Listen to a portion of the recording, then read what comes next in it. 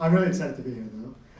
Can we start by putting our hands together for Sean, Thomas, and Cameron, the New York City conveners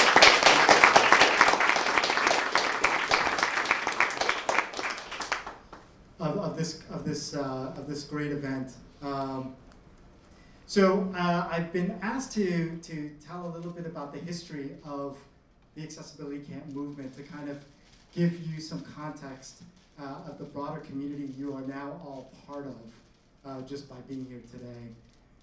Back in 2009, I was invited by a gentleman named John Croston and Patrick Timoney to Accessibility Camp DC. And I've been working in accessibility for a couple of years, but I was like, what is this accessibility camp business?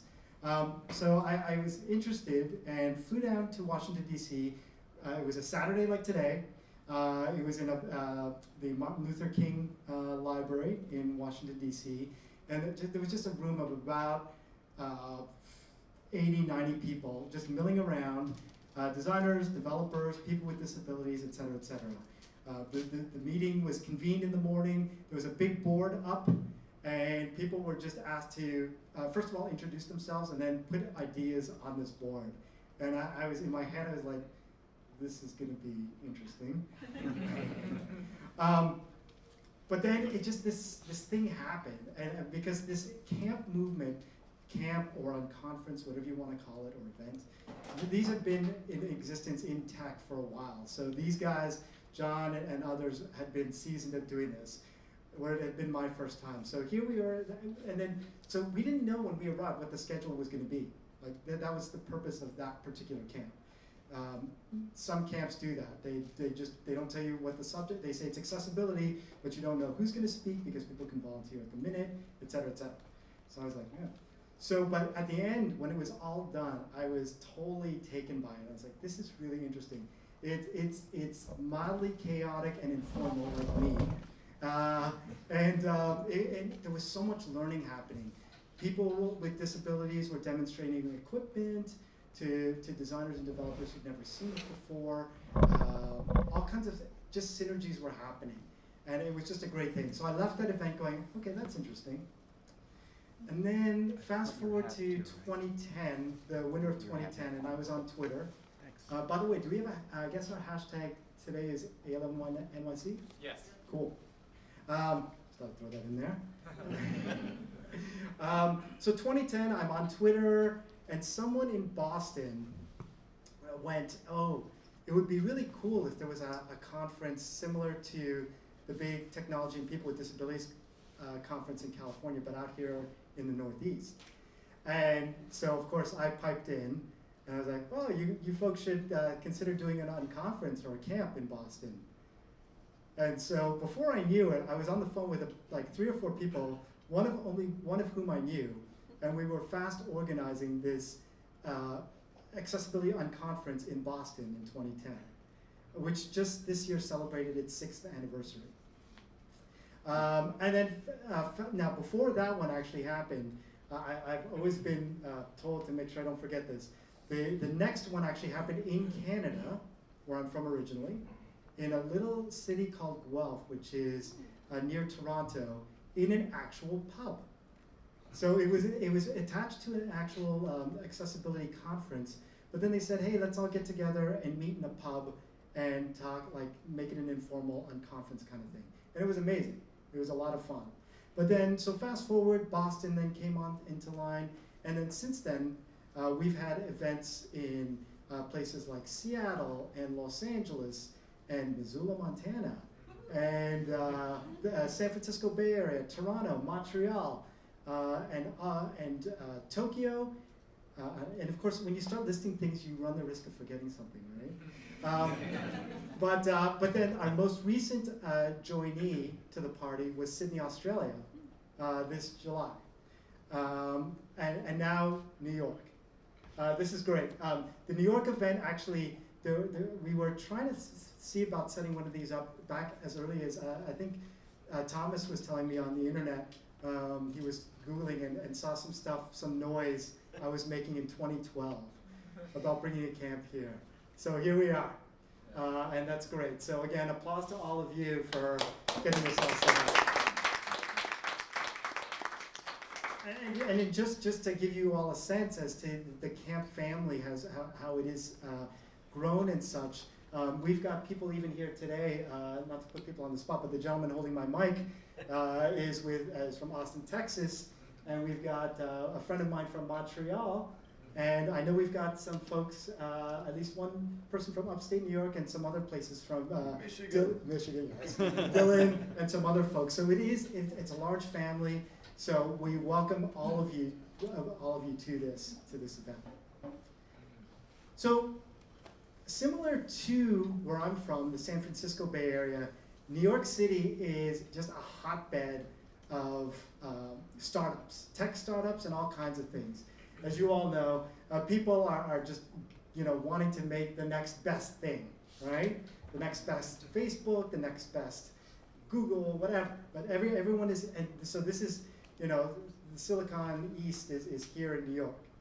So the challenge, if you choose to accept it, each one of us, whether it's digital accessibility or museum accessibility or whatnot, is to spread yourselves out.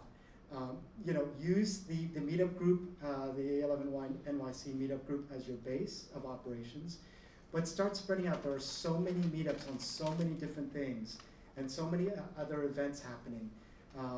So it's so important for us to kind of be visible in these other venues so that we can cause these conversations on accessibility to happen everywhere. So I invite everyone, and it doesn't have to be a big thing. You can just start looking at whatever your interest is and seeing if there's a meetup group here, and then just start meeting people and just bring up the topic of accessibility, and you'll be pleasantly surprised, I think, at what you're going to find. I know certainly, as you can imagine, in the Bay Area, there's so many things happening, hackathons and all kinds of stuff. I was so honored to have been invited to judge, and it was a mainstream hackathon. It was Civic Hacking for America, I believe it's called. And it was just nice to be part of that. So the opportunities are there.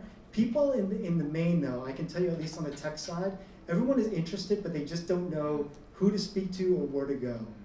So make yourselves available. I'd love to read more about, so-and-so is talking about accessibility at this mainstream event in New York. It gives me another excuse to come visit. But just think about that, all of you. But the other thing I want you all to think about as you're here is the purpose of the camp, at least the camps that I've been involved with directly, and I know Sean Thomas and Cameron share this with me, is it's meant to be informal here. No one here is expected to be an expert. You want to meet people. So if I were you, and I'd say this even if I wasn't working at LinkedIn, I want everyone to connect with one or two people that you don't know in this room. Go up to them and say hello. Find out what they're doing. They could be doing something totally different from what you know and what you do, and that's the point. So in closing, let me say this: accessibility, whether it's digital, again, museum accessibility, physical accessibility, all of that stuff. This field today is an amazing place to be in.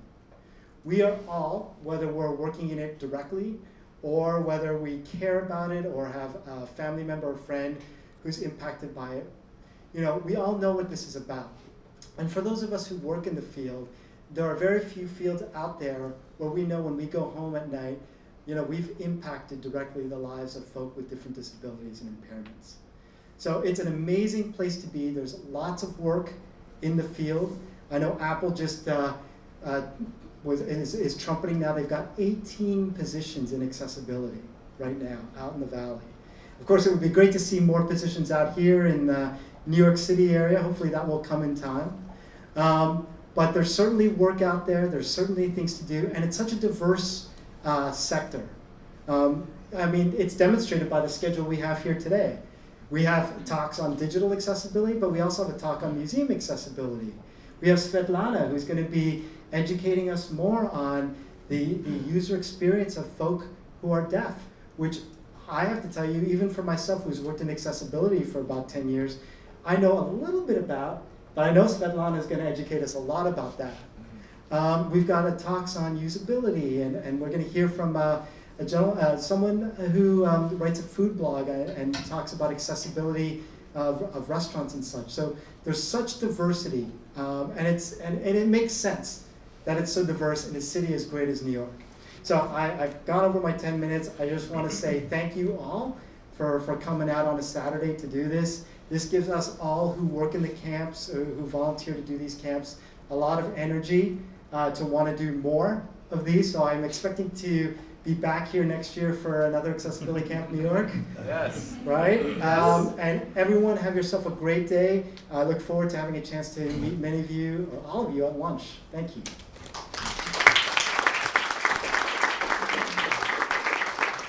Thank you, Jennison. Great. That's an invigorating start to the day. Thank you.